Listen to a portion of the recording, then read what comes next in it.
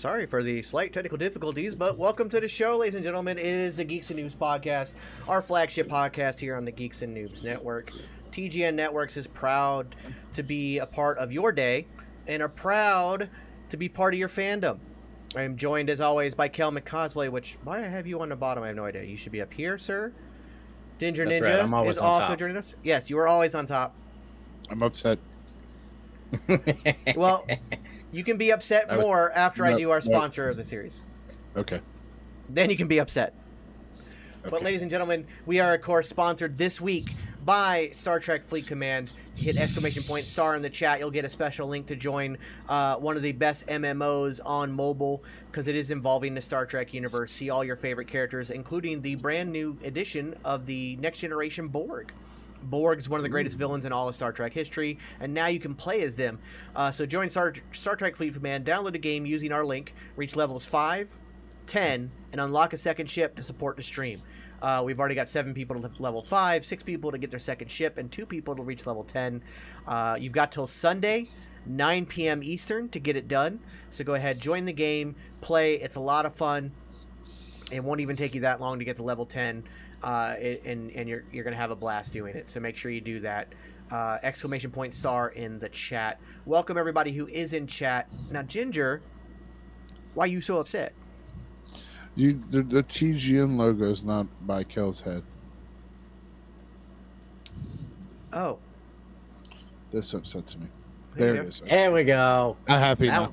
Now I feel forgot- special. I normally I saw that last night on the Wolfpack, and I was like, that. I was wondering, did you do that, Ginger, or did Vince do that? That was Vince. Yeah, that's awesome, Vince. You are awesome. I try. Yeah, dude. But if you guys are on Twitch, please follow us. And if you're feeling ever so generous, please subscribe.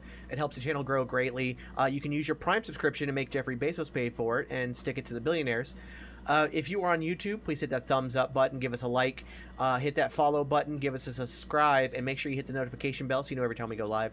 If you're over on Facebook, hit that thumbs up button as well. Share it with all your friends and follow us at the Geeks and Noobs podcast on Facebook. Now, if you are watching this on YouTube, you probably saw the thumbnail. And you saw that we are here to talk about the best movies that never won Oscars. And when we started going through the list, like, a lot of us, like, we have obscure movies that for us should have won Oscars, but we can kind of understand why they didn't win. But there are a lot of movies and a lot of actors who didn't get well-deserved Oscars. So much so that Ginger Ninja Jaxbo has done research. I did homework, ladies. The and man gentlemen, has for the notes, first ladies time. and gentlemen. I have notes. Notes. So, but before we dive into the You movies, just name a genre. yeah. I'll So piss before you we name into the jump into these movies that we think should have won Oscars, I would like to set the pretense that the Oscars are kind of just still even to this day, even though they are getting more like open with who wins. Which was relevant this past year because Everything Everywhere All at Once won just about everything, including Best Picture. Ki Hong Quinn won Best Supporting Actor, which is awesome. We know him as Data from the Goonies, Short Round from Raiders of the Lost Ark, and so many other things. He was also in Encino Man with Best Actor winner this year, Brendan Fraser, also well deserved. If you'd have told me Brandon Fraser would ever win an Oscar, I'd have been I know, shocked. like, Yeah. but I also think who he should saw have. that coming. He Absolutely should have won for the nobody. Mummy. Not on my bingo card. He should have won for The Mummy. Like, he does it. He's Yeah. phenomenal in it. He So, or at should've least won been for the at least Looney been Tunes nominated. movie. Yeah, that's actually a great film. Right, man. But like legit, he should have at least been nominated for The Mummy. So this is my point. The Yeah. Oscars still have a bit of pretentious air to them. They still have this bit of like film school graduate. If it doesn't have subtitles in it, it's in black and white. It's not a good movie. Film critic air to it. So we A cinema as snob, if you actual will. yeah, we as lovers of the cinema, lovers of movies, but the everyday person, the person who isn't trying to, yes, do I analyze films and break them every down? little bit. 1,000%. But I don't do it to be negative. I do it to find the positive in things. Because there are movies that people shit all over, and I'm like, that's actually not a bad movie. Yeah. There are movies that deserved to be highlighted as Oscar winners that should have been Wonderful Life. promoted. Yes. One of the biggest is that one right there. So we're going to go through our list, and let's start with It's a Wonderful Life. Wasn't even nominated. No, it won not an Oscar. Not a Considered one. one of the quintessential films of all time. A.J. Hoover said. And not even nominated. Another quintessential generational film, Goodfellas. It's on my list. Yeah. Both of those are on my list. Goodfellas didn't win. Like, are you serious? And then let's go look at going to the actor side of it. We're gonna have a very long discussion. I'm very sure about this, but I'm gonna go ahead and just plant the seed now. Leonardo DiCaprio didn't win an Oscar until The fucking Revenant. And to be clear, while he's great in The Revenant, it is not his best work. True. I can pick probably half a dozen movies that he did a better job in, including What's Eating Gilbert Grape, Wolf of Wall Street. That's on my list. Shutter Island. I'll go. I don't want to dive too far into this. We'll get, because that's going to be a whole conversation in of itself. Is that he didn't deserve? Why didn't he win an Academy Award? Marvin's Road. Yeah, there's so Should've many. won. There's so many of these pictures that, and I understand it is hard to try to. Coal You Miner's can't. Daughter. Yeah, the Loretta Lynn's movie. Mm. Yeah, that's a great film. It's hard when you have an award ceremony. You only have so many slots. I get that, but there are films that are nominated that don't even get close to deserving it, whereas other films that should have been nominated don't even get nominated. And to me, I think just being nominated, I think by putting Academy Award nominee is almost as good as Academy Award winner. Yeah. And so there's films that at least should have been nominated. And I talked about like Infinity War and Endgame. Endgame being the biggest box office movie of all time until they re-released Avatar in the theaters for the 9 millionth time. Endgame got 2 theatrical releases. And one was only a 2-week release. The second release was only like a 2-week release. And that was like 6 months after it had come out. Avatar, since it came out, has been released in theaters like 24 times to booster its box office numbers. If you go off initial run, Endgame trumps it by loads. Yeah, very easily. Very easily trumps it. But the fact that it wasn't even nominated for anything except for, like, I think it was nominated for, like, special effects and maybe cinematography. No, I think it was just special effects. Which movie? Endgame. Just special effects. Avengers Endgame was just special effects. When it should have been nominated for Best Picture. It really should have been. It had everything the Academy looks for. Mm-hmm. Yeah. You had good acting. Because listen, Endgame, man, if you're a grown man and won't admit that you cried when Black Widow decided to sacrifice herself, Yeah, I'll call you a liar to your face. Tony's Every true MCU fan teared up when the Black Widow sacrificed herself. But we rejoiced when they defeated Thanos. Yeah, but think about when Tony died. After the then snap, he he's laying there. Tom Holland runs up and he's crying, and It's and such a Pepper good Potts job. is telling him it's okay, you can rest now. And then there's the hologram, I love you 3000. Fucking Ugh. just bawling my eyes out. Let's talk about another Robert Downey Jr. movie, Zodiac. Oh yeah, And Yeah, that was a really good movie. Zodiac is something that I can understand it not getting Best Picture, but I cannot understand that the actors were not nominated. Yeah. Jake Gyllenhaal fucking kills it in that movie, and so does Robert Downey Jr. Saving Private Ryan, another fantastic example of what should have AJ, won. did you look at my list? Did AJ look at my list? You put your list up there and very quickly got a screenshot, and they're like zooming in and analyzing. They're like, enhance. Don't analyze my Um, list. They'll make the list. What year did Saving Private Ryan come out? Because I want to know what won that year. I did not get the date. I'm gonna for do that Saving real Private quick. Ryan. Saving I got as Private many Ryan dates came so out I in could be 1998. I was thinking late 90s. Yeah, it was 1998. So what won Best Picture in 1999? Because that would have been your 98 films.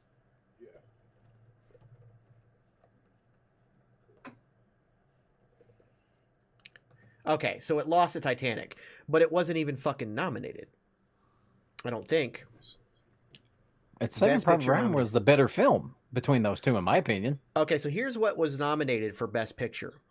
It was only 1, 2, 3, 4, 5 films. Now they nominate like 9 or 10.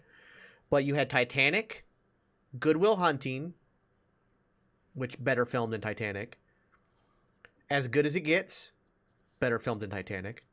L.A. Confidential. Oh, but As Good as It Get did win Best Actor and Best Actress. Best Actor and Best Actress, and I think Best But Director. did not win Best Picture. But did not win Best Picture. And that happens all the time. You're just like, how did they win every award except for the one that's the most important? And then the Full Monty. Oh, God. How was Saving Private Ryan not even nominated? Oh, that's 98. Sorry. Hold on. Let me get to 99. I got the wrong year. Sorry. I'm so proud of myself. I did research today. Okay, so all right. Saving Private Ryan was nominated. I was about to say. It was nominated. So but here's the 5 that were nominated. You tell me which one won. Elizabeth, which is Kate Blanchett as Queen Elizabeth. Great fan. Great film. That was a good movie. Shakespeare in Love, which is Gwyneth Paltrow. Not a good movie. The Thin Red Line. I didn't see it. So. Thin Red Line. Fantastic movie. Saving Private Ryan and Life is Beautiful. Now tell me out of those 5, it should have been one? a tie. It should have been a tie between Life is Beautiful and Saving Private. No, it should have been Saving Private Ryan. Yeah. Well, Life is Beautiful. It technically should have been The Big Lebowski because that also came out in '98. Mm-hmm. And The Big Lebowski could have swept Shakespeare the in Love. Oscars. Shakespeare in Love is not a good film. It's okay. It's not good. It's okay. I think that it's carried by the fact that it was Harvey Weinstein who produced it and did everything he can to push it into an Oscar thing. We know how he works. He's a terrible, terrible human being and will do anything to get his movies to get recognition. Life is Beautiful, being the first foreign film to win Best Picture, was kind of a big deal. And I think that, one, it shows the kind of politics of the Oscars because they're like, oh, here's a foreign film, we have to. But even then, it was a foreign film with an American producer, I believe, or like some American production help. The first foreign film to win that was fully foreign was Parasite. But Saving Private Ryan, I think, is a better film than Life is Beautiful is great. Don't get me wrong, very good film. Saving Private Ryan, though, it's on a different level. And you had some of the best cast work in that film. Yeah, there was not a miscast person in that film whatsoever. The recently passed Tom Mr. Oscar Tom frickin' Hanks. Yeah, you had the recently passed Tom Sizemore give the performance of his life in that movie. Matt Damon, for the short time he's in that film, fucking nails it. Like, the fact that they didn't win Best Picture blows my mind. Black Panther's another one that I'm kind of shocked. Like, it got nominated. I was very shocked when I saw that. It got nominated, but I'm like, I knew it wasn't going to win. You just knew it was nominated just to kind of placate people, I think. Mm-hmm. But like I said, now the Oscars, they nominate like 9 or 10 films, and they still get it wrong. There are films that aren't nominated that should be nominated, and now you've got 9 or 10 spots to fill, and you're putting in films that don't deserve it. And it's just because they're the film noir film festival critics films. Mm-hmm. Even though they probably made $11 total at the box office. And I'm not saying that box office numbers are everything. It plays a part. Award shows are glorified popularity contests, and yet the Oscars do not play to the popularity. They play to their own association and what they want to see. And how the Oscars, if you really break it down, and this is going to sound very cynical, they are trying to shape Hollywood in their own image. They are trying to tell you that what makes good cinema is what we choose. The what is it? The International Academy or whatever. It's like the foreign, whatever it's called. The Academy, the French Foreign Press, something like that. Whoever helps run the Academy Awards, and like the Golden Globes to me were the ones that, like, those are the ones that mattered. But even they have started to get into that same realm of of pretentiousness and trying to shape cinema in their image, and that what we say is a good film. They tried to placate fans last year with the fan votes. Hollywood Foreign Press Association. Thank you, Sammy Generico. Fucking mouthful what we got there. Sammy Generico, what's up, buddy? But like, they tried to placate fans by doing that stupid fan vote, and they've already said they're not going to do it again because they got proof that that the Snyderverse fans use bots to get their films voted.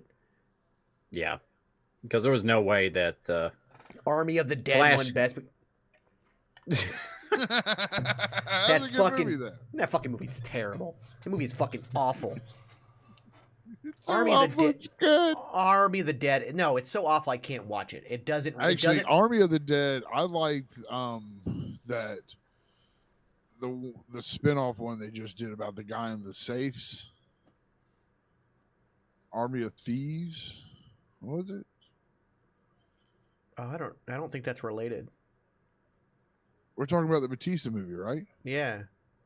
Yeah, it's another one on Netflix. It just spin off. It spinned off the crack safing guy. It must have spun off without Zack Snyder because he's been doing Rebel Moon and hasn't done anything else. I have to But look this I up. have to look it up. Yeah. How did How did Knives Out not win an Oscar? Yeah. Yeah. That movie's so good. And that's what I'm talking about. Like, they're like, I understand there are only so many slots. I get it. But when films, Army of the Dead was a Batista one. Where Miz got hurt in the cross promo. Yeah, the only injury in all of Miz's entire career came from the damn zombie lumberjack match he had with Damian Priest. Yeah, Army of Thieves. I knew I had it right. It came out in 2001. Oh, that's It's not a what we're talking about. thriller. Yeah, no, that's a spinoff of Army of the Dead. Army of the Dead came out last year. yeah, Yeah, 2001. it can 2022. No, 01, sir.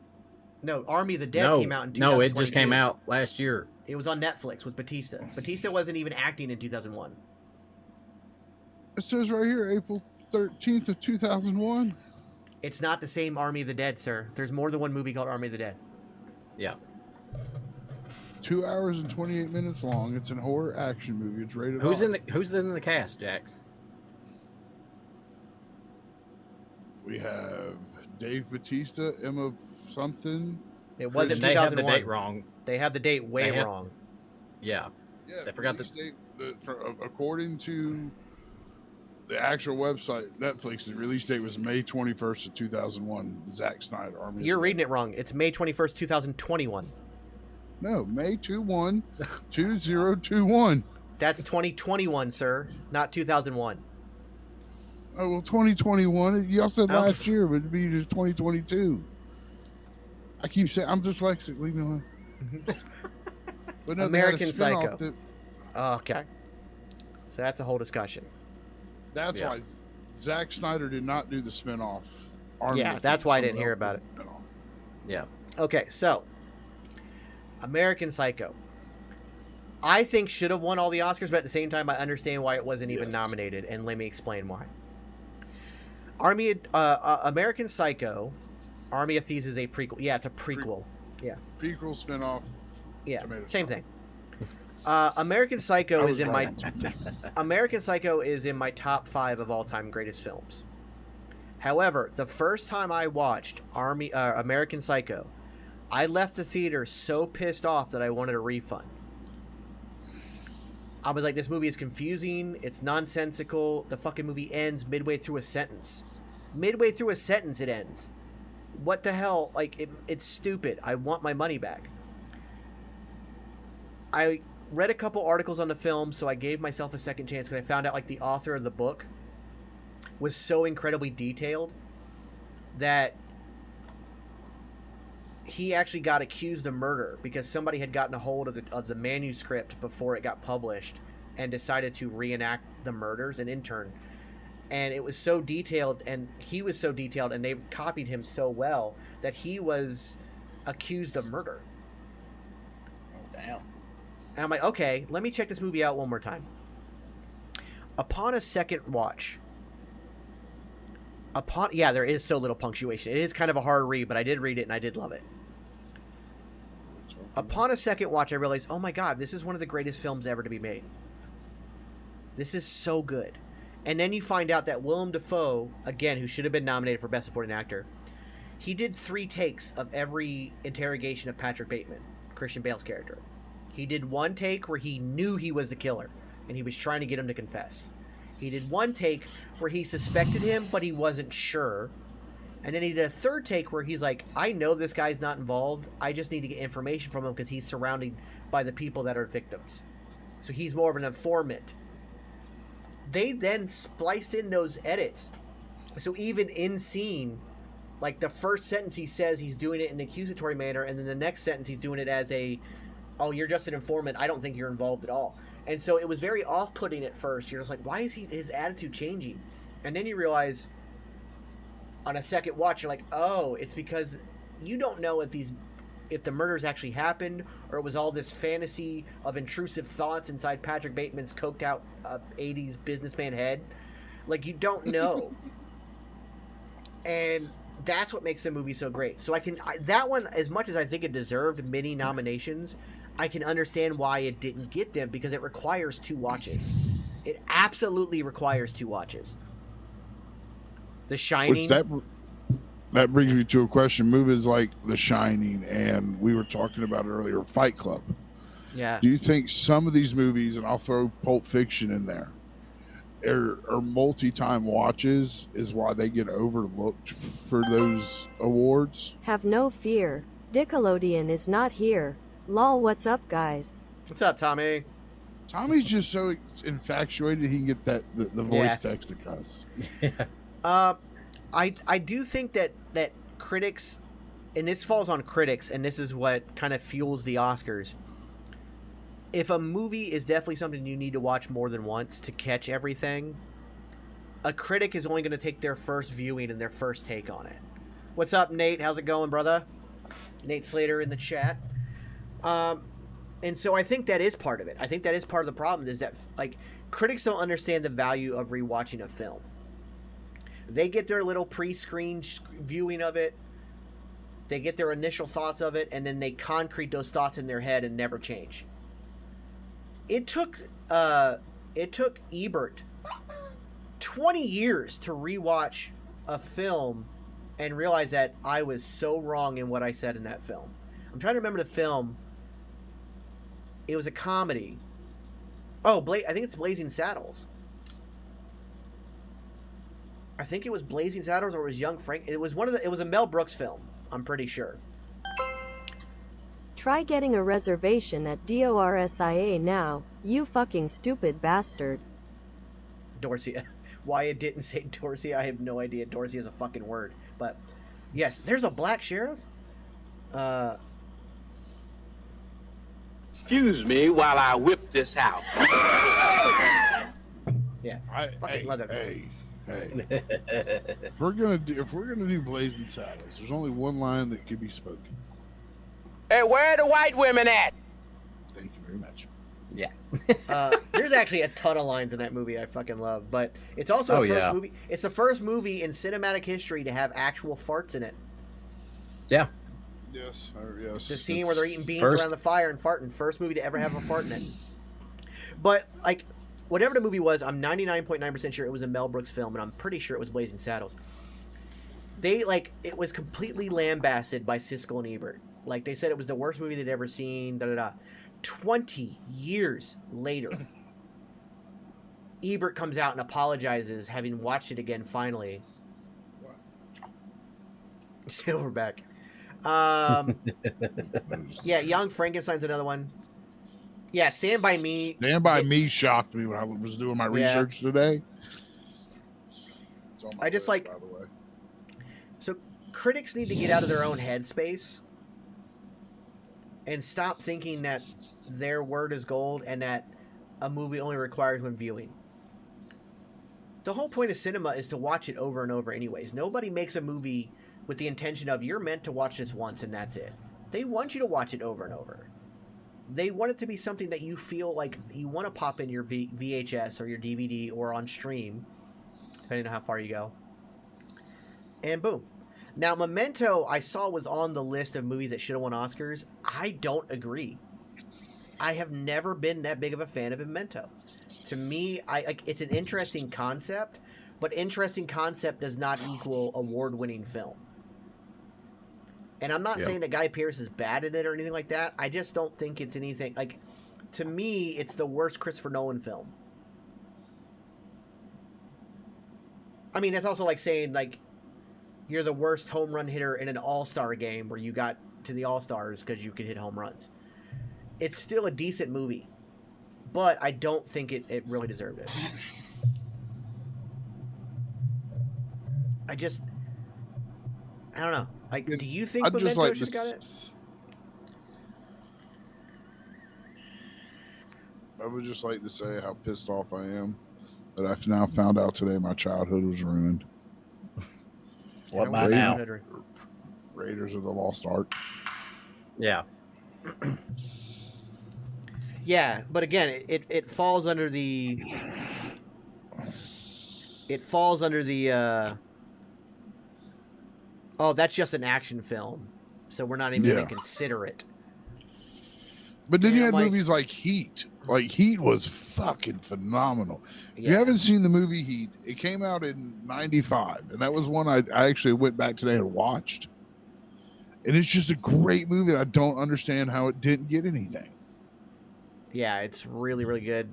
Very big performances from some great people that should have been nominated. I mean, Sylvester Stallone. Like, Sylvester Stallone, he won an Oscar for Best Writer for Rocky, but Heat was him coming out of the era of... He was trying to get out of the era of Sylvester Stallone hate. There was a period in time, like right after Demolition Man, where people got, I guess, fed up with Sylvester Stallone and started hating on him for everything he did. And Heat was kind of his way of trying to get out of that, because he'd gotten stuck in the kind of like campy action genre. Because you had Demolition Man, Judge Dredd, and several others.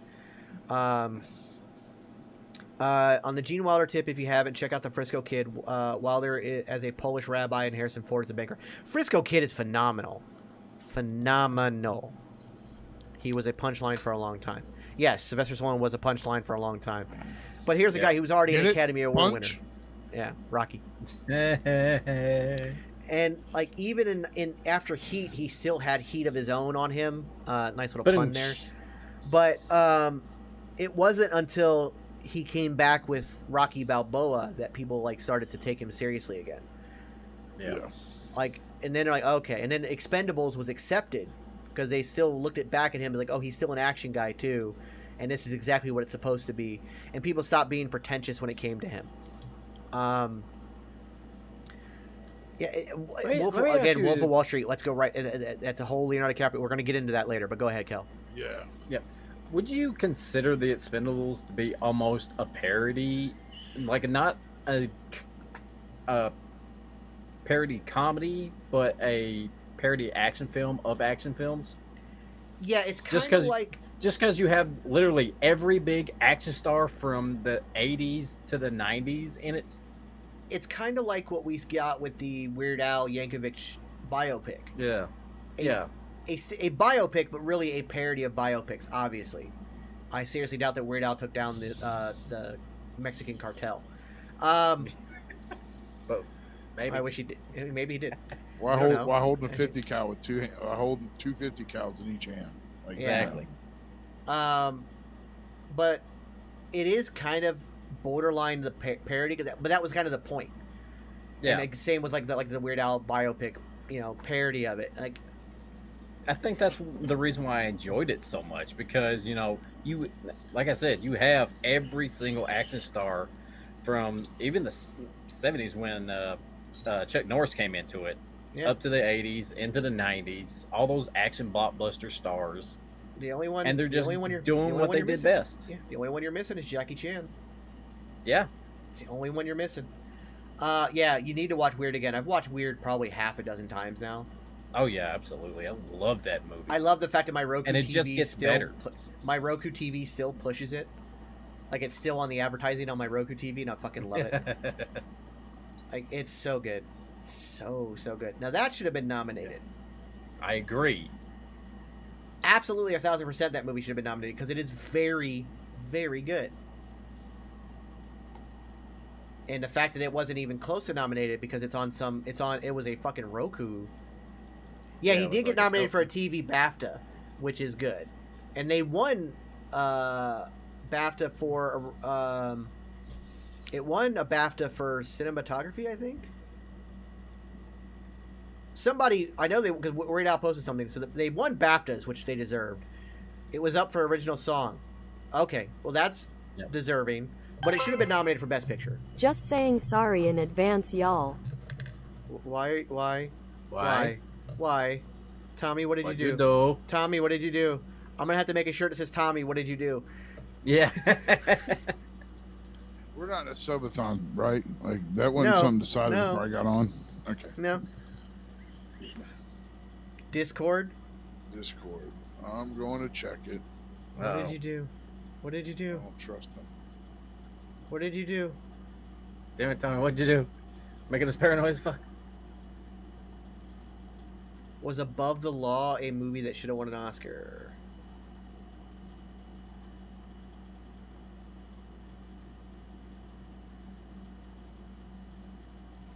I don't see nothing wrong with that. Maybe, but if teaching is online doing a show out on their network, I don't really think you Why should you gotta push read stuff OU. out loud? Read in your head, sir.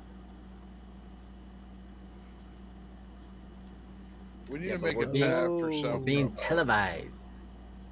Why? Hey, listen. I'm gonna be completely honest. I can't be mad. He's not wrong. He's not wrong. We need to make a section in Discord for that, but not on the main feed. The main feed's our feed. Yep. Yeah. I'll make a new section. Yeah. Yeah, he's not wrong. I love you, Tommy. No, that's all I'm gonna say. Okay, anyways. Above the Law. I don't know if that did Above the Law. I mean, does anything Steven Seagal deserve any kind of recollection or acknowledgement? No, not really. Not really.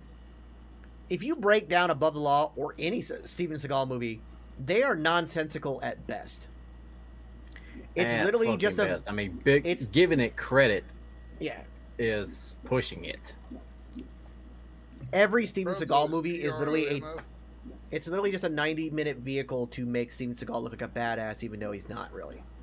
Yeah. That's really all it is. So, I think we should go ahead and dive into the Leonardo DiCaprio side of this. Because my God. Because I got notes. Yeah, I mean, my God. First off, if you do not remember his time on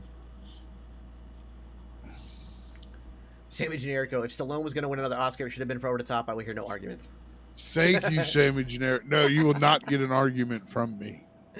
Right? Because you know what? You know what it is? You know what it is? Well, it's like an engine. It's just like an engine. When this hat goes backwards, something just kicks on. It's like an engine. Oh, and I just want to shout out another thing about Over the Top. The guy he arm wrestles for the championship is billed out of Jacksonville, Florida. FYI. Oh, nice. Didn't that movie take place mostly in Florida? Or like... Yeah. I don't know where it took place at. I don't remember. It might have taken place mostly in Florida, but I know. So, like, I remember Leonardo DiCaprio all the way back on, was it Family Ties? Yeah, Family Ties. No, it's Growing Pains. Growing Pains. God damn it. I always get those two mixed up. Terry Funk was in Over the Top, yes. Yes. I realized even right then, I'm like, oh, this kid's got it. Leonardo DiCaprio's got it. He was a homeless orphan who ended up having like a drug problem and all this. Like it was a very complex character for an otherwise not that complex of a show. Yeah, I remember he told a lie to each member of the family about him growing up with his dad, It was like one he worked on a dude ranch, another he was a fighter pilot. You know, stuff like that. That's what I mainly remember about his time on Growing Pains. Leonardo DiCaprio's character in Growing Pains walked so that Heath Ledger's Joker could run. The line about Coach Ron? Can somebody tell me what's going on with Mox and Punk, the Will Gray? I could, but not in this podcast. We're talking movies, sir. The main thing that's going on is that CM Punk is an egotistical bastard who's also a pathological liar. That's all you need to know. Sammy's like, this is a movie episode. Thank you, Sammy. Yeah, you got Beard so upset his camera's frozen. Oh, son of a bitch. While he's working on that, my mom today was real pissed off at one thing. Oh, yeah. Oh, we lost Beard. Oh, inmates running the asylum. It's our show now. It was Maven's Road. She was very shocked and disappointed that never won an Oscar, starring Leonardo DiCaprio. God damn it.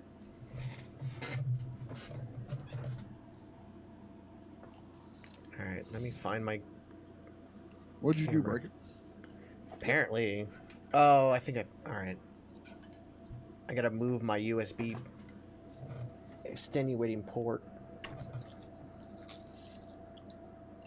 Why did my camera turn off? I just want to know how the Space Jam movie didn't win an Oscar. Which one? The original. Okay, thank you. I was about to say we might not be friends Now, anymore. don't talk about that blasphemy. Yeah, thank you. Don't. So blasphemous, I didn't even watch it. I haven't seen it yet. I was just there he goes again. He just leaves. Oh yeah, me too. I'll tell you another film that I think over time, I think the Academy should go back, rewatch it. Clerks, the original. Why am I so fucking dark now? God, you look like you're living in a hole. All right, I'll be back. Keep talking amongst yourself. Tango and Cash. Yes, fucking Tango and Cash. I watch that movie all the goddamn time. Fucking love that movie. Sylvester Stallone and Kurt Angle, or Kurt Russell, Kurt Russell. Kurt Russell plays the Stallone character, and Stallone plays the tight, buttoned up. I fucking love it. I fucking love that movie. Yeah, it's so good. I'll be back. Yes, but Sammy, I do agree with you. Revolutionary Road, Leonardo should have won for. There's a lot of movies he should have won from, and I'm going to bring up a movie. Yep. I'm bringing this up because I didn't know it until today. Brokeback Mountain didn't win an Oscar. Nope, it did not. It was nominated, but it didn't win. It was praised as like I've never seen it, by the way. I have not either, but I do have. I've heard enough about it that I'm yeah. like, I've heard it's like supposed to be one of the best movies ever made. One of my closest gay friends, when he went and saw it, he told us in our little group that we had that he was shocked and kind of grossed by the scene when they first hook up. And my buddy Pongo, unless you knew him, like if you just looked at him, he did not look like he was homosexual. Because I didn't know he was. Because, the way he carried himself, the way he talked, it wasn't like stereotypical, I'm gay, whatever. Yeah. But one of the sweetest guys in the world. Love that man to death. But yeah, a lot of people tell me I need to sit down and watch it, but I've just never really made the time to watch it. Yeah, it is a very good film. I could great watch Brokeback Mountain. Ooh, Big Trouble in Little China. Yeah, it's definitely an intense film emotionally, so you definitely need to prepare yourself to watch it. So that's why I understand not going to watch it or not taking the time to watch it. But going back to the Leonardo DiCaprio thing, now that I fucking got my camera fixed, I knew all the way back at Growing Pains that he was going to be a hell of an actor. And then he went on, he did What's Eating Gilbert Grape, which he should have been nominated for Best Supporting Actor because he gives one hell of a performance. Totally agree with that. Marvin's Room, Shutter Island, Inception, fucking Wolf of Wall Street, Catch Me If You Can. Man in the Iron Mask. Man in the Iron. Yes, Hell yes. like that performance right there, where he played two roles, two very different roles. Here's an Easter egg for everyone. It was actually 2 weeks ago when I told Beard, I was like, how did Man in the Iron Mask never win an Oscar? And he goes, you just came up with the best episode. Yeah. I was like, what are we going to cover? That's how this got Beard? started. Yeah, it was me just randomly going, how the hell did it not win an Oscar? And he goes, you know what? That's our next episode. I went, what did I do? He goes, movies that never won Oscars that should have. Yeah, Man in the Iron Mask is a phenomenal film. Leonardo DiCaprio gives the performance of his life up to that time, playing two different characters, two separate roles, which is very hard to do. You also have John Malkovich. Oh God, his name. Damn it, he played. Shit. I'm gonna look up the cast because I can't. For some reason, his name is in my head. I just can't say it for some reason. Yeah. I know who you're talking about, but I can't think of it either. Yeah, this also came out in 1998. So you had Jeremy Irons, but you had Gerard Depardieu. That's what I was thinking of. Yes. You had Gabriel Byrne. Byrne. God, I love him. Yeah, like it was such a good film. Such a good film. Hugh Laurie, Peter Sarsgaard. Hugh Laurie was in it? Yeah. He's the advisor. He's the advisor. Oh, I'm gonna have to rewatch it. Just like I gotta watch the Disney Three Musketeers with Kiefer Sutherland. That's a good. Charlie Sheen. That's Kiefer a good. Sutherland. Yeah, Charlie Sheen. That was the one I was very like. That's a cool Three Musketeers movie. And then when they did the new one with Orlando Bloom, and yeah, I like that one too. That was amazing. I actually liked it. I liked do the like action. that one. I liked the action and the technology look at stuff in it. Story wise, it was rinse lather repeat Three Musketeers story. It was a rinse lather compete, but I knew what you were I getting watched going into it. It's but on visually YouTube it was great. It's on YouTube for free. I've watched it twice now in the last 2 weeks. It's just a fun watch. Snatch, what a great film Snatch is. And Brad Pitt's another one who deserves more Oscar. Like I think he's won one, but has had roles like I think he should have won for 12 Monkeys. Brad Pitt should have won Best Supporting Actor for 12 Monkeys. 12 Monkeys to me is a phenomenal film. I think Bruce Willis should have also been like that movie's just so good. For 7? Yeah. I think 7 is where he won his first. Is that I think 7's where he won his. He won. I know 7 won something, didn't it? Yeah. What's in the box? It's one of my soon-to-be son-in-law's favorite movie lines to bust out whenever we get a package from Amazon or something. So he won Best Supporting Actor in 1996 for... Oh, God damn it. I hate this. Go. Oh, fucking shit.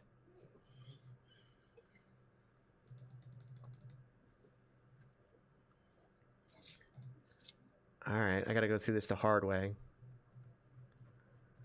Oh, that's what she said. Boom, boom, Thank you, Ginger. Really need a rim shot sound clip. Wait, what? Hold on.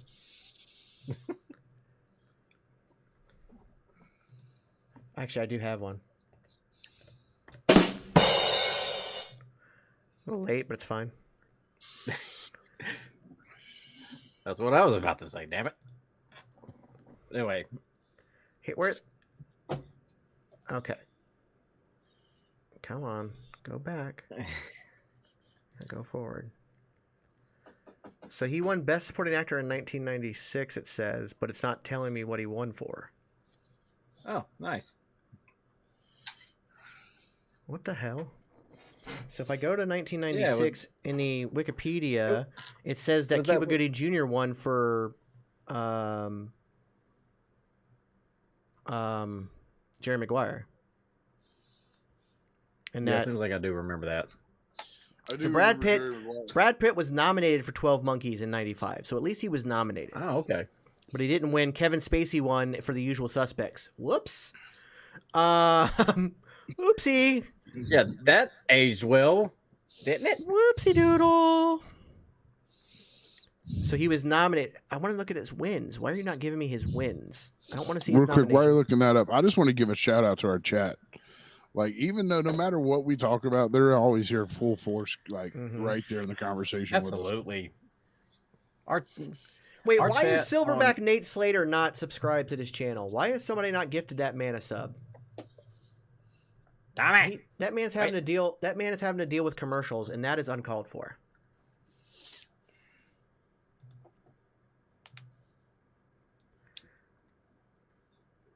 Yeah, it was like I was saying earlier with Jax, while you were having technical issues. I think Clerks should have won back in the day.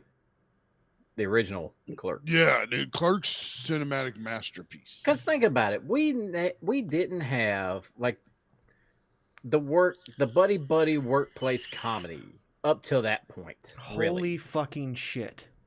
what it is.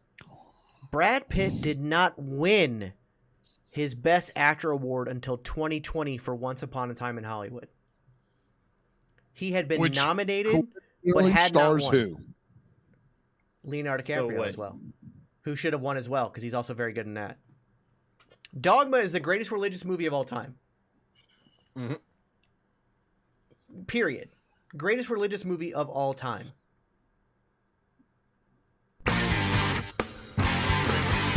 Sammy Generico, thank you for gifting us up. Thank you so much. Thank you no so more much. Appreciate that. commercials. No more commercials for Silverback. Much appreciated, Sammy. Thank you very much. So he was nominated. He was nominated for Best Supporting Actor for 12 Monkeys. That was his first nomination in 1996. He was nominated for Curious Case of Benjamin Button, but didn't win in 2009. He was nominated for Moneyball in 2012, but didn't win.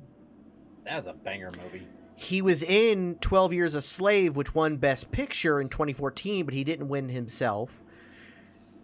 He was part of the movie The Big Short for the 2016 Best Picture of the Year, but didn't win. And didn't finally win an Oscar until 2020. Holy shit. So Brad Pitt was kind of like the Susan Lucci of the Oscars. Well, he was like the Leonardo DiCaprio of the Oscars, who Leonardo DiCaprio also wasn't winning them. It was like, what the actual fuck? Like, he was good enough to make it to the dance, but not good enough to ask to dance. Yeah, it's like always a bridesmaid, never a bride. How many more metaphors can we throw out here? But like the fact that, first off, his first nomination didn't even come till 1996. And then his next nomination after that it went from 1996 to 2009. So 13 years? Damn. Because they were going to pedos like... Yeah, I mean... I don't understand that at all. Leonardo DiCaprio... Fucking... There's so many times he should have won. Again, What's Eating Gilbert Grape, Marvin's Room, fucking Man in the Iron Mask, Inception, Catch Me If You Can, The Aviator, Wolf of Wall Street, Shutter Island. All of these performances, like Shutter Island is such an underrated film. It's so good. What is that, Great Gatsby or... Oh, The Great Gatsby? Well, that film's not 100%. It's not really that great. He fucking nails it. He fucking nails it. Yeah, Inception, to me, the greatest Christopher Nolan film. Inception is his best film. I know a lot of people say Interstellar. I actually don't think Interstellar is all that good. It's okay, and then it completely jumps the shark when it gets to the whole black hole and the bookcase and all that stuff. But fucking Inception is a phenomenal film. Aviator is great. Catch Me If You Can. Fucking Wolf of Wall Street. He kills it in that movie. Kills it. And he wins for Revenant, which, by the way, he's great in Revenant, but it's like being... It's like... What about his performance in Django Unchained, where he literally stabbed his hand? Yeah, like slices his hand open and just squeezes. And he keeps acting. It's like he puts a little handkerchief around his bleeding hand, and it's bleeding profusely. After wiping he stays in scene. After wiping it on Kerry Washington's face. Like, just was full in character. Never broke. Yeah. I'm just like, there's like... say what you will about the man's personal life. I know that's a big thing on TikTok right now. I don't give a fuck. Leave him alone. Ooze. Leonardo DiCaprio, because he only he only dates women that are 27 or younger or something like. It's some weird. I don't know. Whatever. That's his choice. Whatever. As long as they're of legal age. So what's the problem? But the fact that this man has had such a long career in Hollywood and has put on banger after banger after banger of a performance. When has he ever had a movie that he didn't like, that he phoned in? When has he ever phoned in a movie? I can't think of one, sir. Nobody can, because he didn't do it. The man gives 110% in every role he does. What about that? Oh God, what was the name of that film that came out like after Titanic? The Reef or The Beach? No, that movie's fucking phenomenal. No, Beach was good. Is so good. That movie should have won every award. Holy shit, that movie's good. Fucking Tilda Swinton kills it. Fucking Leonardo DiCaprio kills it. The fucking scene where he's so tripped out on mushrooms that he thinks it's a video game as he's running through the fucking woods is so good. I said The Great Gatsby, AJ, but Beer doesn't think that movie's that great. It's not a great film, but he's phenomenal in it. Yeah. He's phenomenal in that film. That film tried to go more you can for have like a great performance in a bad film. Yeah, that film tried to go more for visual substance than the actual substance of the book. Yeah. And I think that's where it fails. But I also think Tobey Maguire's great in that film. The acting is good. He is. Yeah. They're just not given a lot to work with. The fact you put 90% of that movie on a green screen when it's not a big CGI film is part of what blows my mind. Like, it's part of what pulls you out of the film. Because it's very obviously he's not at the party. It's very obviously he's not in that build. It just pulls you out. Mm. When Rose let him die. Yeah, there was plenty of room in that goddamn door for two people. Bitch. Even the Mythbusters proved that they could have both survived. Could have put 3 people in that goddamn door. Anyways, I don't think he's ever given a bad performance.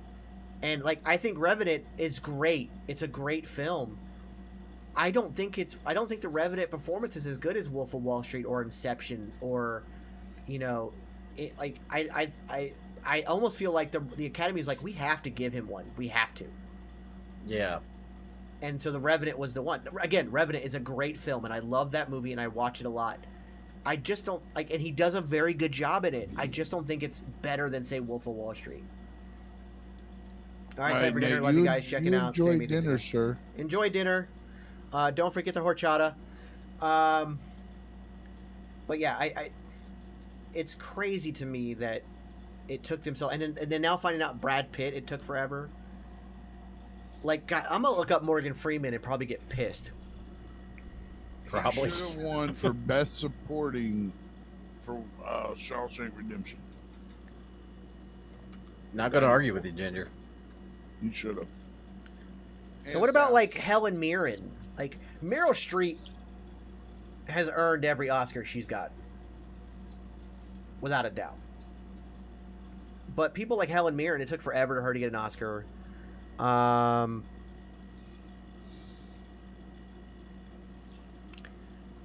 So he won his first one.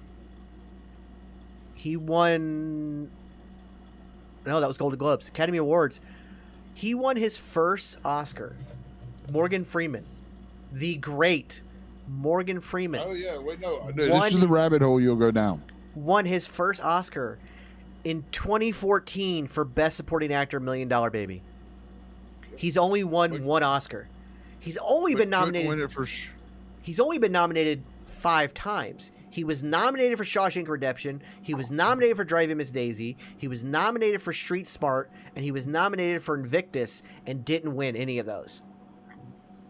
How did he how did he not win for Driving Miss Daisy? How did he not win for Shawshank Redemption? Who won Best Actor? He wasn't even nominated for Best Supporting. Bucket List not nominated for anything. By the way, for Shawshank Redemption, he wasn't nominated for Best Supporting. He was nominated for Best Actor. Oh, so they saw his performance. They saw his performance as so good in that film that he was the star. He was the star, and yet he didn't win. What won that year? Hold on, 1994.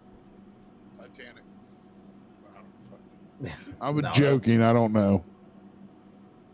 Best actor was Tom. Okay, Tom Hanks, Forrest Gump. All right, I get it. Okay, all right. That's fair. Okay. All right, That's touche, I get it. touche. I get it. Continue. I get it. What about when he did Driving Miss Daisy in 1989? Daniel Day-Lewis and My Left Foot. Okay, fuck right off. Fuck all the way off. I don't even Beard, think you I've have a heard of that message- movie. You have a message in chat. Silverback said, "Don't forget, I know where you're staying in May, says Allie. And don't forget, I know where to get horchata. Allie, I just want you to know if you, for some reason, happen to still be watching, that I would never let you forget your horchata. I would carry it for you because you're being so grateful to open your house up to me. Beard, I cannot speak for Beard. He'd probably let you be forgetful. I will not. If she forgets it in her own house, that's on her. So, let me give you I can't help you there. let me give you the list of actors that were nominated in 1989. Okay. Lay it down. Morgan Freeman for Driving Miss Daisy. Yep. Tom Cruise for Born on the 4th of July. Kenneth Branagh for Henry V. Oh, Born on the 4th of July is a phenomenal film, and Tom Cruise absolutely deserved to be nominated. Did he deserve to win? No. Deserved to be nominated? Okay. 1,000%. Yeah, the nomination I'll give him for it. Kenneth Branagh for Henry V. And Robin Williams for Dead Poets Society. Oh. And Daniel Day-Lewis won for My Left Foot. Is My Left Foot a classic? My Left Foot is a classic. I will admit. Daniel Day-Lewis is a phenomenal actor. I will admit. My Left Foot is not anywhere near his best performance, nor any better than any one of the ones there. Driving Miss Daisy, by the way, won Best Picture. Born on the 4th of July got Best Director for Oliver Stone. Jessica Tandy won Best Actress for Driving Miss Daisy. Now, in what I think is the absolute best choice, Denzel Washington won Best Supporting Actor for Glory. Glory is a phenomenal film which should have been nominated for Best Picture, and it wasn't. Here's the nominees for Best Picture that year. Agreed. Driving Miss Daisy, which won. Born on the 4th of July. Dead Poets Society. Field of Dreams, and My Left Foot. By the way, Field of Dreams was nominated for Best Picture, and yet Field of Dreams isn't nominated for any other award. What? Yeah. It wasn't nominated for anything else. Yeah. Well, that's some bullshit. How do you win Best Ray Liotta Picture? could have easily won Best Supporting Actor. But how do you well, not over Denzel Washington in Glory. Oh yeah, okay, yeah. Let's be true. That's fair. But how are you nominated for Best Picture and you're not nominated for Best Actor or Best Actress or Best Supporting Actress or Best Supporting Actor or Best Director or Best Screenplay or it was it did get Best Screenplay based on material from another media, so it did get Best Adapted Screenplay. A nominee. Driving Miss Daisy won. Yep. And it got Best Original Score, so it had 2 other nominations. But to not get any of the big 4 behind Best Picture and to be nominated for Best Picture blows my mind. Because I think if you get nominated for Best Picture, at least the director should be automatically, if you think the movie's that good, the director should automatically be nominated. Yep. It should be a 1-to-1 comparison from director to Best Picture. Mm-hmm. And the fact that Woody Allen was nominated for Best Director for Crimes and Misdemeanors, which, by the way, I've never been a Woody Allen fan, but that's one of his worst films. And so, can we go back to one thing about Leonardo DiCaprio real quick? Absolutely. Didn't he co-star in Gangs of New York with Daniel Day-Lewis? Yes, and should have been nominated there. Was he nominated for that? That movie was so fucking good. Let me look up his nominations because he got nominated a lot. More so than Brad Pitt and Morgan Freeman, which have been. By the way, how did Morgan Freeman and Brad Pitt both not get nominated for 7? Exactly.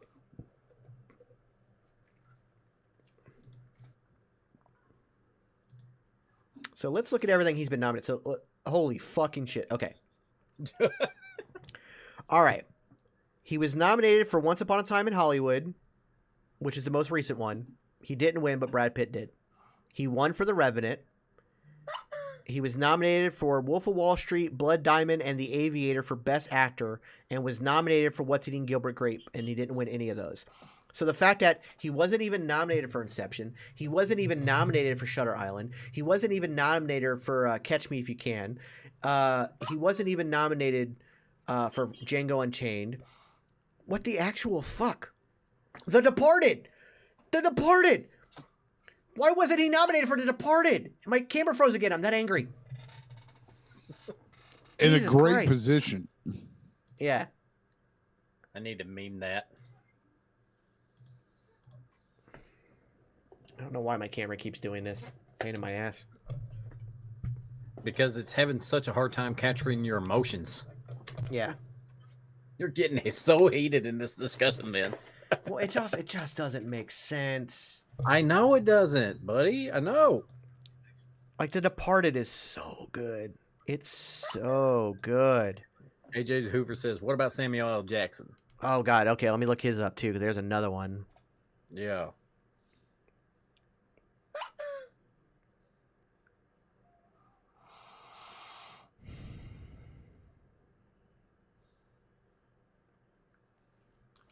Okay.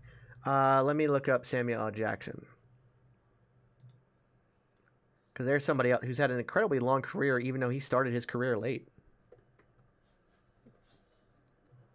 See, wasn't his first film debut in a major picture Coming to America? Nope. It was Eddie Murphy Raw.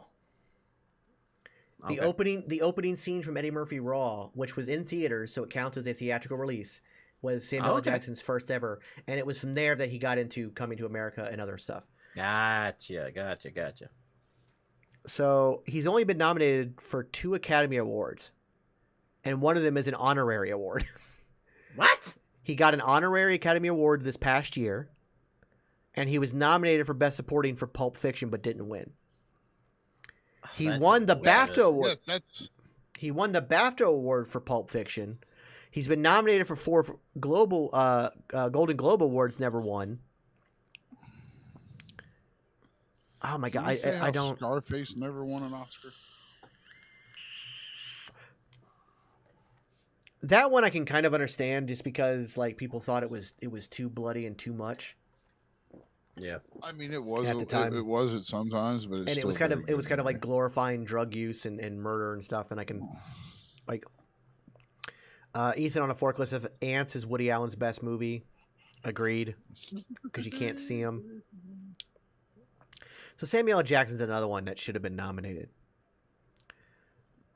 But like for me, like there's a film to me that should have won Best Picture, because I think it's the perfect film. And there's nothing wrong with it in any way, shape, or form. It's fun from beginning to end. The acting is great. You have wonderful people like Alan Rickman in it. Galaxy Quest. Yes. Galaxy Quest is a perfect film. And I will say, I did not get into Galaxy Quest when it came out. I don't know why I didn't. I just didn't. I discovered it later in life. And for the first time I watched it, I was like, oh, okay, it's kind of silly and goofy, but it's enjoyable. But then on that, like you were saying earlier, the second watch, I was like, this movie is incredible. So there's a documentary I recommend everybody go watch called Never Give Up, Never Surrender. And it's just the behind the scenes story. Where can I find this at? I believe it's on Amazon Prime, and it might even be on YouTube now. It might even be on Netflix. Actually, you know what? We'll look it up. I got to interview at New York City Comic Con 2019. I got to interview and see the premiere of the documentary. I got to interview the documentary makers and see the premiere. I also got to interview Maddie Pyle, who plays the female alien that Monk's character, I forgot his name, falls in love with. She's Tony Shalhoub. Yeah, Tony Shalhoub's character falls in love with. By the way, Maddie Pyle is a wonderful, wonderful human being, and I love her to death. Yeah, and she's so good in everything she does. Yeah, and if we're going to talk about movies like Galaxy Quest, can we say why the hell didn't Kingpin win an award? It is such a. It's a very at the core of it. It's a very wholesome movie about a man just trying to save the farm and do it by bowling. They struggle along the way, but at the end of the day, they stay friends. And it should have won an award. campy comedies will never win awards. They've made that very clear because again, they're very pretentious. Yeah. So I never expect stuff like that. Amazon, if you have an Amazon Prime subscription, it's on Prime Video. You can see it for free. They never give up, never surrender. Tonight. But you got Sigourney Weaver, Alan Rickman, Tim Allen before he went all crazy MAGA, Sam Rockwell, Tony Shalhoub, Justin Long, Rainn Wilson, Will Wheaton, Missy Pyle, Brent Spiner, Paul Scheer, Enrico Colantoni. It just the list goes on. Yeah, it's just a phenomenal cast. It was directed by the guy who directed Bill and Ted, and that was like the whole situation. Go watch the documentary; you will love the movie even more. It has, by the way, it has 100% on Rotten Tomatoes. It's a very rare thing to happen too. Yeah. So it's just absolutely crazy, and the fact that it started as like a Star Trek script. Yeah. So that's why a lot of people count it as one of the movies, because there's always that joke that it's all the even number Star Trek movies are good and all the odd number ones are bad. That only works if you count Galaxy Quest in that count. It's 100% spot on if you count Galaxy Quest in that count. One of my favorite Easter eggs from Galaxy Quest is what was the ship's name? The Protector? I believe so, yeah. Yeah.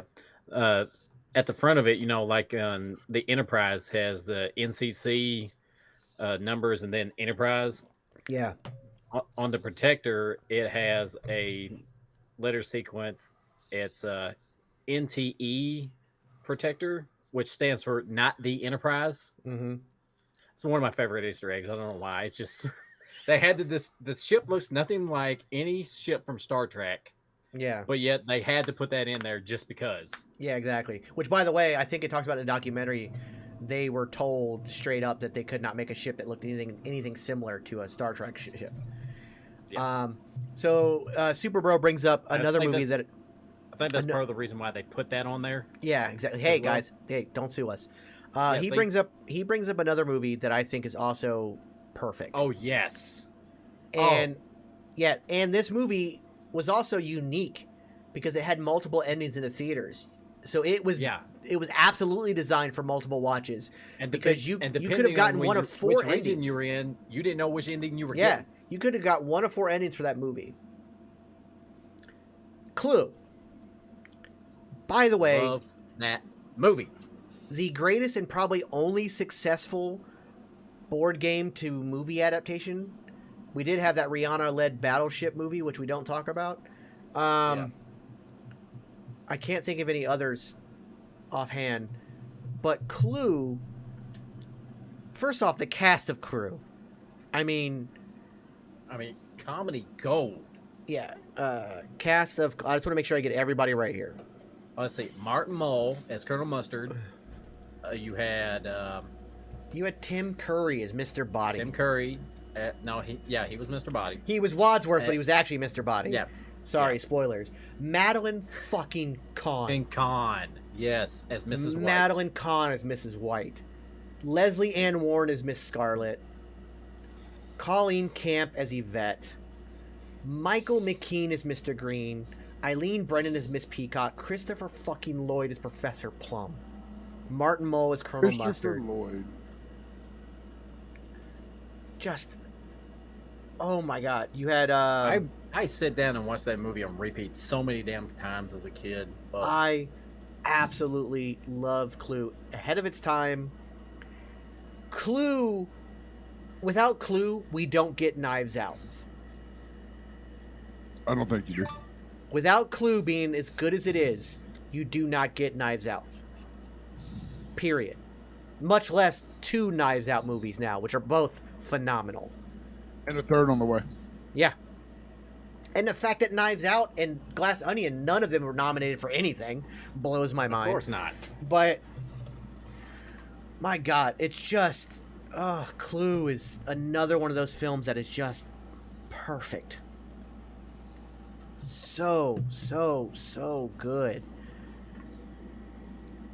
And like, again, you have the great Tim Curry just carrying the fact that you have these amazing self-bet out there spamming emotes, got himself a 1 second spanking. It's 5 or less emotes, guys, 5 or less, and then it won't yell at you. But the fact that you had everybody who could chew up scenery and take over that film, Madeline Kahn, Christopher Lloyd, Tim Curry, Michael McKinnon, Martin Mull, fucking all of them. They all could steal the scene if they wanted to, and none of them did. They all towed that line and worked off each other so well. I've even seen him recently, like when I'm scrolling through Facebook, you know, I get notifications from like those t-shirt websites and everything, like Teespring and everything like that, and they they're like, the one that catches my eye all the time is Madeline Kahn's Mrs. White going, "Flames on the side of my face." I just like it. I have to bite my lip not to get that shirt just because I love that movie so damn much. There's another Tim Curry vehicle, and I'm also going to bring it back to Sylvester Stallone here. And this movie's title alone should have got it nominated. But the fact that this movie wasn't even touched and is actually considered by some to be a bad movie, and it blows my mind, Oscar. Oscar is one of those movies very similar to Clue, where it's like all these different things are happening all at once. You've got Sylvester Stallone as a 1920s mobster who's trying to reform himself and go straight. Marissa Tomei is his daughter. Tim Curry is her linguistics professor. It's one of those movies where it's like, it's a domino effect movie. It's like, so this happened and this happened and this happened, now this happened, and it's caused this mishap, and then this and then this and then this. But it's so easy to follow, and it's just so much fun. And that movie is great. You see Sylvester Stallone come out of his shell as this, you know, is this 1920s, like, there's all that tongue-in-cheek stuff, and the jokes are just spot on. And again, Tim Curry's fantastic, and Marissa Tomei is fantastic. And I mean, seriously, name that bad Tim Curry role. Yeah, I can't think of one. Exactly. He plays the demon in Legend. He's the original voice. He's the original voice of the Joker on the Batman animated series. Before Mark Hamill took over. That is very true. And I've heard a few sound clips of him playing Joker, and it's pretty good. I mean, if I wasn't such a big... He did the first season, and I didn't notice a change. That's because they had Mark Hamill come back in and redo those episodes. Oh, did they? Okay. Yeah, so he didn't start out. As like, they had some episodes completely finished, but then they brought Mark Hamill in to redo them. That's why we didn't get Joker until like later on in the season. Yeah. If you've never seen Oscar, but you love the movie Clue, oh, Freda, thanks for the stream like. Got a dancing T-Rex. My bad. I forgot about the emote rule. It's I thought we were fixing the emote rule. You can't. It won't let you. That's a Streamlabs thing. You can't fix it. I want to see how many times you get timed out. Spam away! If you like Clue, you'll like Oscar. It's so good. And it's literally named Oscar. And by the way, the name of the movie is based on a character that we don't see till the very end of the movie. It's so well written. It's so well done. You have Red Foreman. Who's the actor who plays Red Foreman? Why does his name escape me? But the guy who plays Red Foreman is like the FBI agent who's trying to track them down and stuff. Again, the cast is great. It's so good. Val Kilmer. Kurtwood Smith. Thank you, Matt Ward. Yeah, he's great in it as well. That's what's great about our community. They got our back. Yeah, exactly. If we slip, they catch us.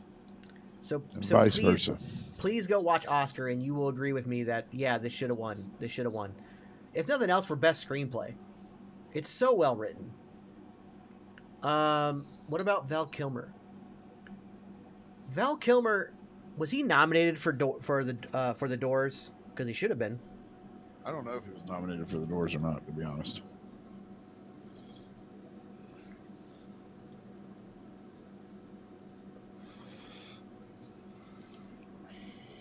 He should have been. Dang it, there was somebody I wanted to bring up that should have won an Oscar for. Oh, I remember now. Talking about how Sylvester Stallone should have won for Oscar, my personal belief, I think Arnold Schwarzenegger should have got at least a nomination for Kindergarten Cop. Yeah. Because I think that is some of the best acting, true acting that Schwarzenegger ever done. And he had so many things that he wanted to do in the film, like bring up, child abuse and just different things he wanted to do in the movie just to stretch his acting chops. Because that was early 90s, late 80s, early 90s, Early 90s, film. yeah. I think like 91, I think. And that was the first time he was actually acting, not just blowing shit up. So Val Kilmer, yeah, I agree with that. Val Kilmer has never been nominated for an Oscar ever. Really? Yeah. He was not even for Top Gun. No, nope. He got 2 Saturn nominations, Saturn Awards, which is a smaller version of the Oscars.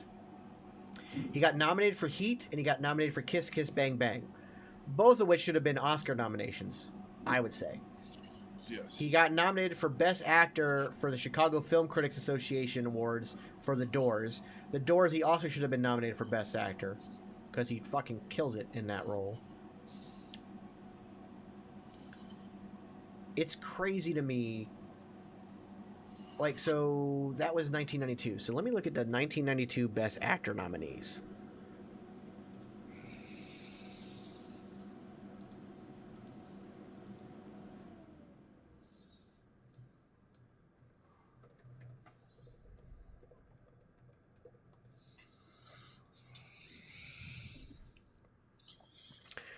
Okay, so here's who you got.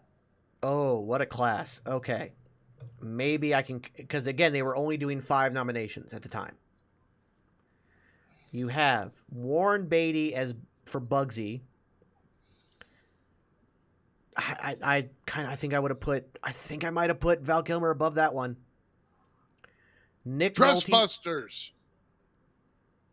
What the actual fuck? No, I'm sorry. I had something in my head from earlier, and it just hit me. Oh, okay. When I couldn't think of Slim J's, this has nothing to do with shit. Yeah, I was like, when what I the couldn't fuck? think of Slim J's tag team, it's the Trustbusters. That's the group. Yeah. Okay. Anyways. How's so your you ADD? You Very had well, Warren much Beatty so, for thank you. Bugsy, which, again, I think as great as Warren Beatty was in Bugsy, I think Val Kilmer in The Doors is better. Nick Nolte for Prince of Tides. Yes. Robert De Niro for Cape Fear. Yes. Robin Williams for The Fisher King.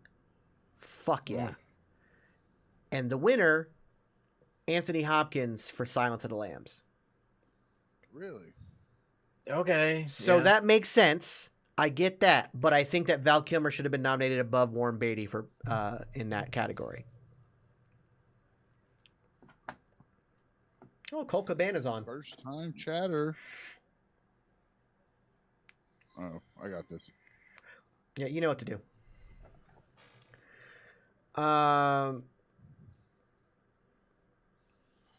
Yeah, so it's crazy to me. Like, the Oscars has tried to fix the situation by adding more nominees, but still, you're gonna end up with people getting snubbed because out of 100 films a year that come out, you only got 9 or 10 spots.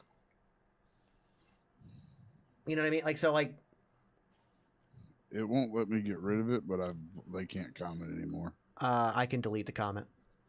Okay. Yeah, it won't let me get rid of comments, but it will let me block and report. Yeah. I went ahead and deleted it. All right, thank you. I don't know why it gives me every option but deleting. Yeah, no, that's weird. But it's just it's really crazy to me when certain people just get snubbed because of who they are. Look at how long it took Robin Williams to win a fucking Oscar. Yeah. And it was again because of the stigma that he had as a comedian. Yeah. And a frenetic comedian at that. But he should have won for his Awakening. Role in Law and Order was amazing. Yeah. Oh my God, he's so good in that. If you could win an Oscar for just that, holy shit! He should have won an Emmy. He should have won an Emmy. Push the button. And the whole thing with the death, the quote unquote death of that character, was he was meant to come back later, but he unfortunately passed away. Yeah. He should have won for Fisher King. He should have won for Awakenings. He should have won for not Patch Adams. Is that the one where it gets like really tragic at the end? Not the one I'm thinking of. Where he's Patch the Adams. doctor. Where he's a doctor and it gets like all of a sudden it goes from like a bit of a comedy to like holy fuck, it gets really dark at the end. Patch Adams. Yeah, I think it's Patch Adams. Well, no, Matt. Denzel Washington won Best Supporting Actor for Glory. Yeah. What Dreams May Come. Oh, yes, please. Give it to me. He should have won for that. 1 Hour Photo. I think he fucking nails that character. There's the other one with him and Al Pacino. Insomnia. Insomnia is a damn good movie. I don't care what you say; it'll never convince me otherwise. The fact that it took him till Good Will Hunting to win a goddamn Oscar. And there's that very funny clip. I think it's the Golden Globes because he wasn't winning Golden Globes either. Yeah, 1 Hour Photo, every single word. Yeah. So yeah, Matt Moore, like I said, Denzel Washington at least won for Best Supporting Actor for the movie Glory, which he absolutely deserved 1,000%. Glory is so good, so good. I cry so much in that movie. There is a very famous clip of there was only 3 nominees for Best Actor at a time, and it was Daniel Day-Lewis, Jack Nicholson, and Robin Williams. It was the first ever tie, and it went to Daniel Day-Lewis and Jack Nicholson. What the hell? And Robin Williams, Jack Nicholson was so drunk and so out of it that he called Robin Williams up to stage to do his acceptance speech for him. And it's fucking hilarious. Let me see if I can find a clip. I will play it and take the DMCA strike if we get it. We shouldn't get it because we're reacting. Yeah. Like, I've been watching a lot of stuff, man. It's got to be a little bit hard to get strike nowadays.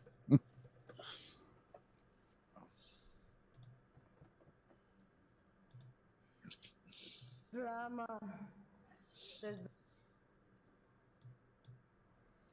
All right.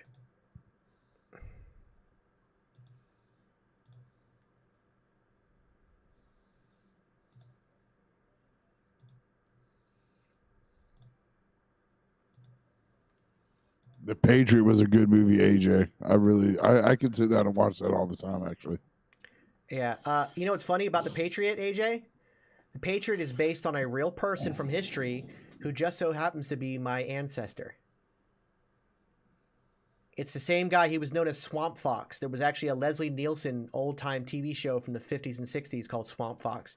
And it was about my great-great-grandfather, something like that, way back. It's part of my family. And The Patriot is based on that same person. And so I have 2 people. Oh, Leonardo DiCaprio, another movie we forgot about, J. Edgar. He should have been nominated for J. Edgar. J. Edgar Hoover is also my descendant on my dad's side. So I've had Leonardo DiCaprio and Mel Gibson play 2 of my ancestors in films. So let me show you this speech. This is fucking hilarious. Robin Williams at his best. Drama. There's been a tie. I swear to God. Okay, so this is what they explained to me. Nobody believes me, but I swear to God there's a tie. I'm gonna say the first name.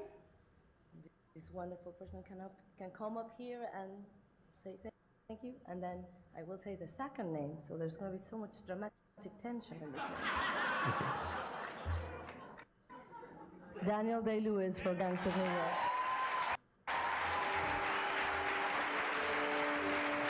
I'm going to pause it for a second and let it load. We had this problem yesterday.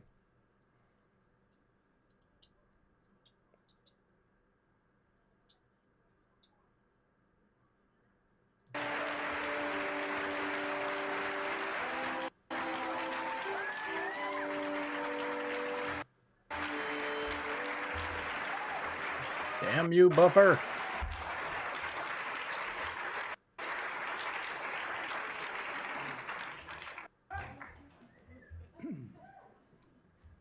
Thank you to the broadcast critics. So he won for Gangs in New York, by the way. Harvey, if I keep thanking you in public, people think we're having an affair. Well, that didn't age well. But nonetheless, if you're choosing sides in the playground before a scrap, I would like to have Harvey Weinstein and Graham King on my side. I've seen wonderful performances this year from actors and actresses, truly wonderful. And most of all, it's a lovely thing to be included amongst them. My supremely talented and sweet and charming colleagues, Leonardo DiCaprio and Cameron Diaz, thank you, both of you. And it would be remiss, I think, if I didn't also... Okay, shut up. Nobody cares. Thank you. So Jack Nicholson was the other one that got called out.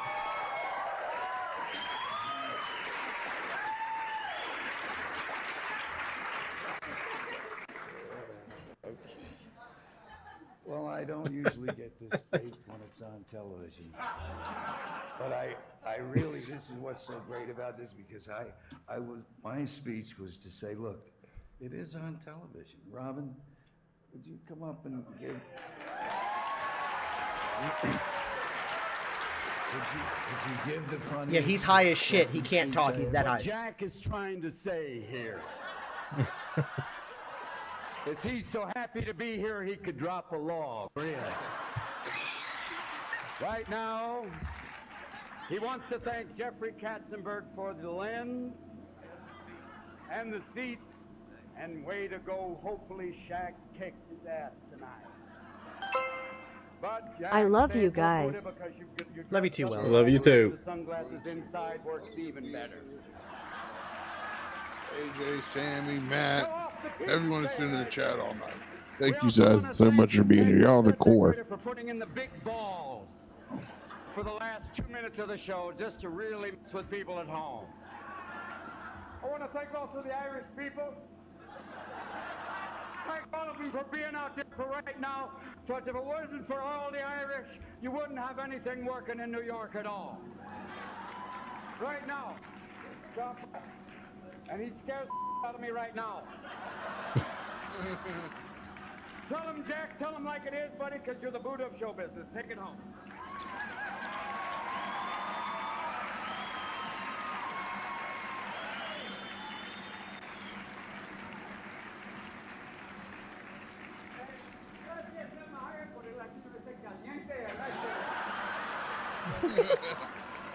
Not so bad. Great set of hands. Wait a minute, take it easy. I want to thank you for getting into that dress.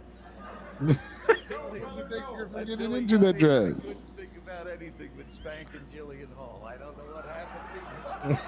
They sent this home to me at night. I just thought, oh boy, this is great. That's all I've been thinking all night. Let's do that for the deaf now.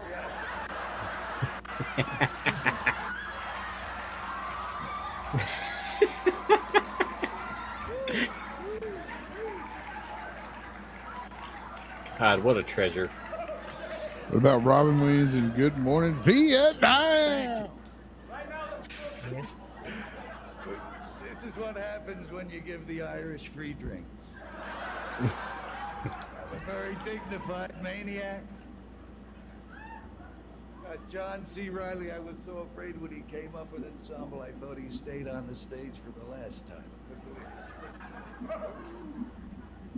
These are really supposed to be wonderful occasions. This is a wonderful occasion. Yes. How much money have we raised? I thought it would be so safe because of the way Jennifer Jason Lee Alexander started off. I can't believe how many times he's made me laugh tonight. You know, and then I thought, well, I can't do that way unless I get Robin out because I'm going to be going after Stephen, who actually got one laugh tonight. It was crazy. We and about Schmidt are humiliated already tonight because we don't know if we are a comedy or a drama. I got so nervous about it. But I really didn't intend to do this. I really wanted to say how grateful I am to the film critics for honoring Rob. This is the Film Critics Award. That's right. Yeah, thanks for nothing. It's a tie with 3 people. That's okay, buddy. I just want to thank you. It's so nice to have nothing leaving here. I don't have to thank anybody. You pretty much said F you, Robin. Yep. Thank you. I hope that's televised. Thank you, sir. We're going to stay for a long time. I know you think this is going to be easy, but not. So that was what I wanted to show you. Like, you can't encapsulate it better than that right there. It's like, it was a tie with 3 people. You basically just said, fuck you, Robin.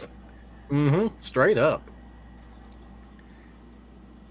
And honestly, at that point, if you are the Film Critic Awards, you have to be like, okay, if there's only 3 nominees, we already have a tie with those 2.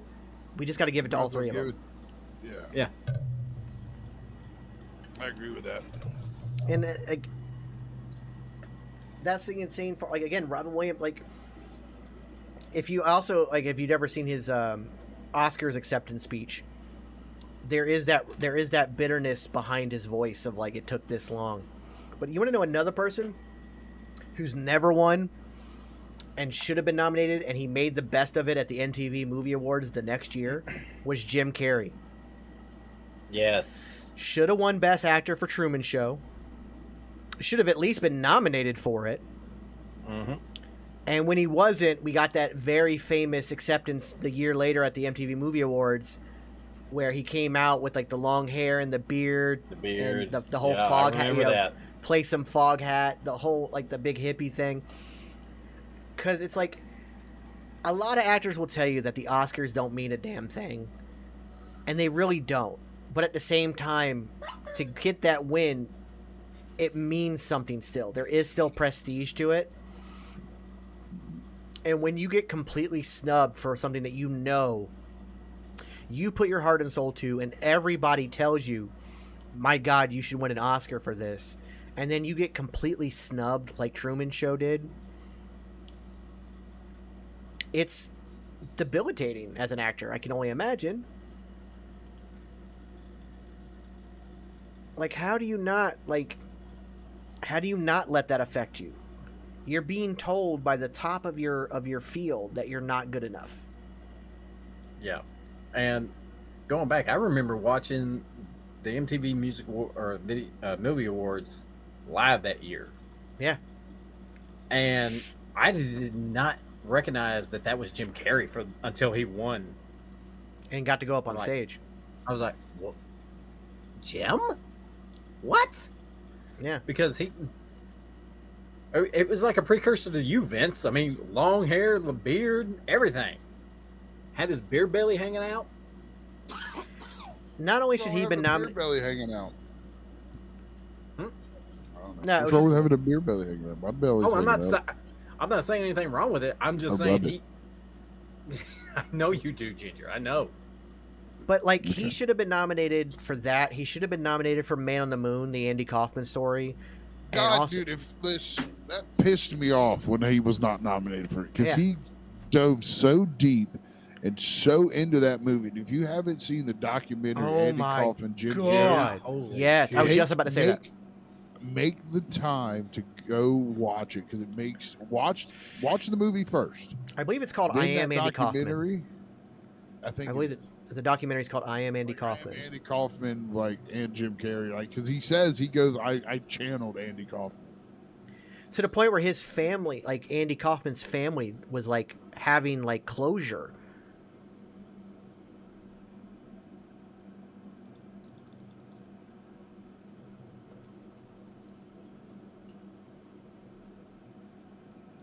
What is it called? Jim and Andy, The Great Beyond. Yeah, Jim and Andy, The Great Yeah, Beyond. he just channeled Andy and then stayed being Andy Kaufman for the entire film shoot. Never stopped being it. I think he should have been. I think there should have been awards for the number 23. I think it's a phenomenal film. But part of that, there's no excuse when it comes to like Leonardo DiCaprio and Brad Pitt. But like with Robin Williams, and not that these are valid excuses, but their excuses is that they see them as comedians trying to be serious actors, when the reality is they're actors who happen to be funny. Yeah. And they just started in comedy because that was what their love was, but that doesn't mean they're not, and you don't have to be a serious actor to win an Academy Award. That shouldn't be a requirement either. Bruce Willis. Bruce Willis to me, like 12 Monkeys, he should have been nominated. He's had a couple other roles. He should have, like, Sixth Sense. Didn't he win for Sixth Sense? Did he win or was he nominated? I don't remember.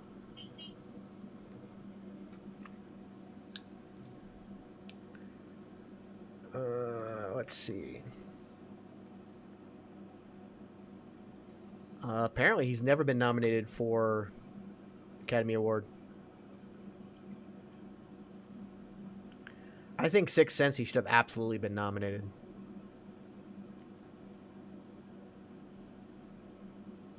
Yeah, because while it was slightly of an action film, it was very suspenseful, and the story just kept you hooked. Yeah. I just found out something funny. What did you find out? If Will's still in the chat, ask Will how drunk he is right now. Is that why we got the I love you guys message? Dad had just asked him in the WCW chat. He was like, on a scale from Andre the Giant to Ric Flair, he goes, I'm Andre right now. Damn. I love you too, Will, man. I love you, man. I fucking love you. So I think as we kind of wrap up this episode, like, I think part of like the takeaway we can take from this is that, one, while yes, there is prestige in winning an Oscar, and everybody who wins an Oscar should be praised for the most part, and you should look at them, like, okay, they were finally acknowledged for their incredible acting ability. We shouldn't put so much emphasis on it, because as we just went through an entire hour and a half of listing people and movies that should have won that weren't even nominated, much less had a chance to win. There's too many movies out there for one ceremony to really encapsulate it all. And when the Golden Globes, all they really do is just mimic the Oscars with who they nominate. It's the same award show with a different judge. And there was, back in the day, we had the MTV Movie Awards, the Blockbuster Movie Awards, the Critics' Choice, all these other stuff. It's kind of gone to the wayside. I think we need to just accept that, yes, people will win Oscars. Again, Brendan Fraser, Ki Hong Kyung, well-deserved. Everything Everywhere All at Once, well-deserved. But most of the times we're not going to agree with the Oscar winners, and that's because we all have opinions on things. Mm-hmm. So we need to just remember that just because somebody's never won an Oscar doesn't mean they're not valid. And just enjoy the craft and what these people can do. And if we have to, we'll set up our own TGN Networks Awards and start giving out awards every year. I'll be down for that. Debbie Does Dallas can win something. It has to be released that year. Oh, I'll make a remake, sir. That's a scary thought. On that note, ladies and gentlemen, that's going to do it for the Geeks and Noobs podcast. As always, I'm joined by Kel McCosplay and Ginger Ninja. We thank you guys for tuning in. Don't forget, Star Trek Fleet Command, hit ! Star. Get yourself that link, join our alliance, and get yourself to level 5, level 10, and a second ship to support our stream. You've got till Sunday, 9 p.m. Eastern to do so. I got something for you. Okay, if you're on Twitch, make sure you are following us, and if you feel ever so generous, please subscribe. You can use your Prime subscription to do so.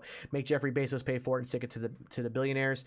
If you're on YouTube, please hit that like button, please subscribe, and hit the notification bell so you know every time we go live. If you're on Facebook, make sure you share it with your friends and hit that thumbs up button as well. We are going to be raiding somebody. Who are we raiding today, Ginger?